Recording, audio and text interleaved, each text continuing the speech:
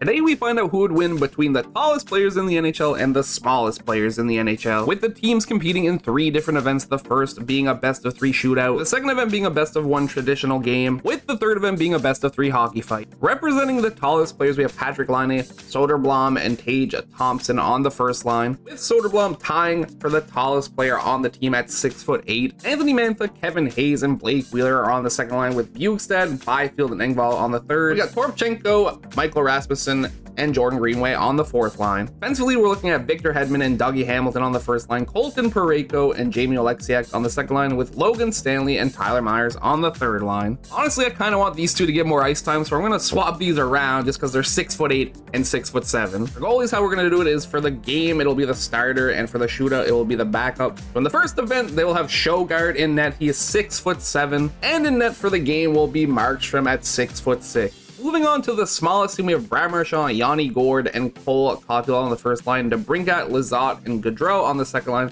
Marchessault, Johnson, and Zuccarello on the third line, while Yamamoto, Atkinson, and Sheary will play on the fourth line. Main issue being there's not 4 centers on this team, but I mean the fourth line won't play that much. Cole Caulfield is the shortest player on the team at 5'7". Defensively, nobody is taller or shorter than 5'9". We have Torrey Krug and Jared Spurgeon on the first line, Blankenberg and Bryson on the second line, with Hunt and Mete on the third line. And in net, the only goalie below 6 foot tall is Saros. He will be starting in net for the game. Balda Smith will be playing in the shootout. He stands at 6 foot tall. With all that out of the way, it's time to start the events and crown a winner, starting with the shootout.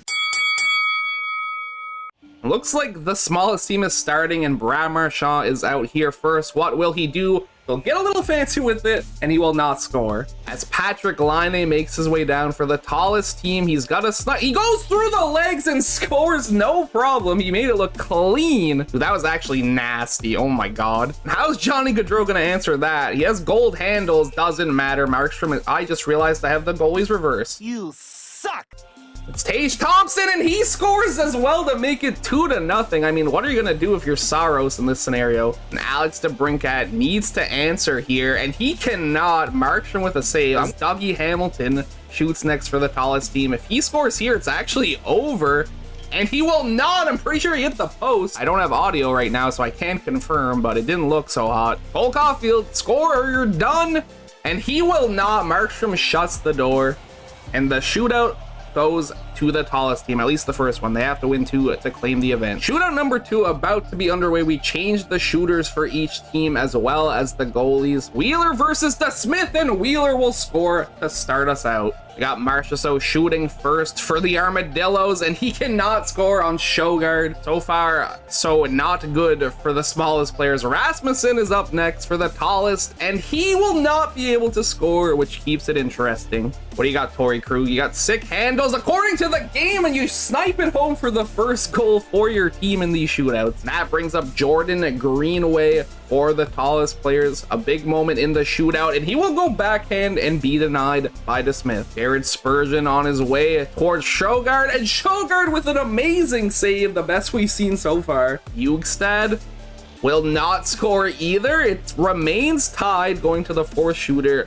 for the Armadillos. That man is Lizotte with a chance to take the lead, but he cannot score. Victor Hedman, the last shooter for the tallest players. He will not bury. It's not over yet, though. The Armadillos do need to score. They do not score, we'll move on, and I have no idea who's going to be shooting. It's Blankenberg trying to make a name for himself. He cannot score either. Sjogard, a good showing so far. It's Patrick Laine back on the ice. We see what he did in the first shootout. He does not score here, though. Johnny Gaudreau with a chance to win. He's got the gold handles, and he cannot do anything with them. Puck on a string. Not looked like the puck was on a string there. Tage Thompson also has gold puck on a string. He doesn't do anything either. DeBrincat a chance to win, and he will do it, which means we need a third and deciding shootout. The third and final shootout underway. We have 5 different shooters once again. It is Connor Sheary starting for the smallest players, and he will bury backhand for a great start. And Colton Parayko looking for an answer to tie the game, but he cannot find it. That was a pretty weak attempt, I'm not gonna lie. And that brings up Tyler Johnson, who takes a shot at Sjogard but cannot score. Was also a pretty weak attempt as well. I don't even know who we have here, not gonna lie, but he does score. It was Anthony Mantha. I couldn't tell, but he does tie the shootout out at 1. Yamamoto looking to take the lead back, but he cannot bury on Sjogard. Now it's up to the tallest players to take the lead. Speaking of tallest, Soderblom is up to bat, and he will go backhand and score. Cam Atkinson looking to retaliate. He will also go backhand, but not score. That means Quinton Byfield has a chance to win the event for his team. Will he do it? Yes, he will. He will score onto Smith, and that is it for the shootout. The tallest team will take it 2-1.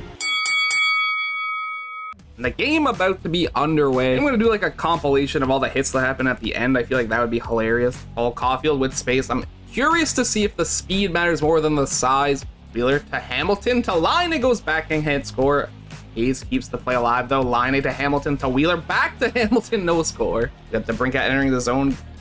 They're fighting for it, and then it gets absolutely dropped, and there's going to be a delayed penalty, but against the Armadillos as Wheeler enters the zone, takes a shot, cannot score. Johnny Gaudreau, 2 minutes for slashing is not a good look for his team.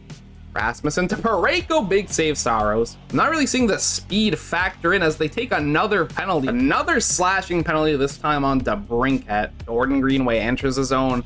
Does an absolutely crazy deke and scores. There's no way he just did that. Krug with the puck once again. He just gets deleted off the face of the earth. Ooh, a little bit of fight back though from the smaller team. You love to see it as the first period ends 1-0 for the Behemoths. Well, a look at the stats really says it all. 9 shots to 0, 2.5 minutes of time on attack to 44 seconds. They did have 4 hits, but the only one that had any significance was the last one we saw.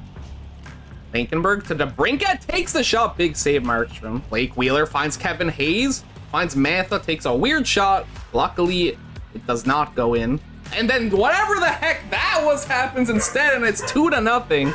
Bukestad takes a shot, the rebound is there for Engvall, and it is 3-0. This is a dominant performance. We're only halfway through the game. Marchessault finds Atkinson, but a big save by Markstrom. Spurgeon will walk in. I really feel he had a better play there. He finds nothing.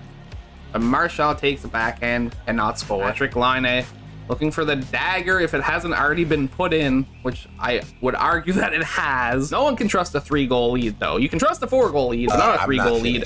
And then Blake Wheeler just passes it in. That just sums up how it's going for the small team. Lizotte finds Spurgeon. Back to Lizotte. He scores. I was going to say he definitely has a very good scoring chance. He does capitalize, and they kind of make it a game. Mantha finds Wheeler, who wants the hat trick but won't get it. DeBrincat. Mete takes a shot, is blocked by his own dude, and as time winds down, it will be the Behemoths beating the Armadillos 4-1. Hey, what a hit to end the game. That was actually the perfect way to end. They said, screw this. We can't beat them, join them. Also, by winning that event, they have won the entire competition, but we're still going to do the third and final event, because tell me it's not going to be fun to watch a 6'8" guy fight a 5'7" guy. And we got to start with Cole Caulfield versus Soderblom, a 6'8" versus 5'7". Not to mention, Caulfield has a 60 fighting rating, so I don't think he stands a chance, but I'd love to see it. I mean, this is just, he's literally, they can't even animate the clinching properly because there's so much of a height difference. I mean, it is even right now. I think Caulfield actually has a chance until he ate that uppercut. Gives him one right back, though. I mean, it's not over yet. 1 punch left, though, and there it is. Soderblom drops Caulfield, but it was at least competitive. Fight number 2, Alexiak versus DeBrincat. DeBrincat with the only big hit for the smaller team in the game. They're trading blows right now. Trading uppercuts. DeBrincat lands a clean shot, knocks the helmet off, but he's not doing any damage now that I look at the health bars. It's not exactly going his way. And the uppercut is dodged. He lands that when he's 1 punch away from going down, though. He's making a comeback, but it's not good enough. Alexiak will drop DeBrincat, and that means they win the fighting event as well. So that's a clean sweep, but we still got one more fight to do. And our final fight is Tyler Myers versus Brad Marchand. They are looking for the sweep of the fighting category, which I mean would come to a surprise to no one, I would think. Brad Marchand having the best chance to win a fight here. Initiates the clinch. They're tied right now. Dodges the uppercut. Oh, they're going back and forth.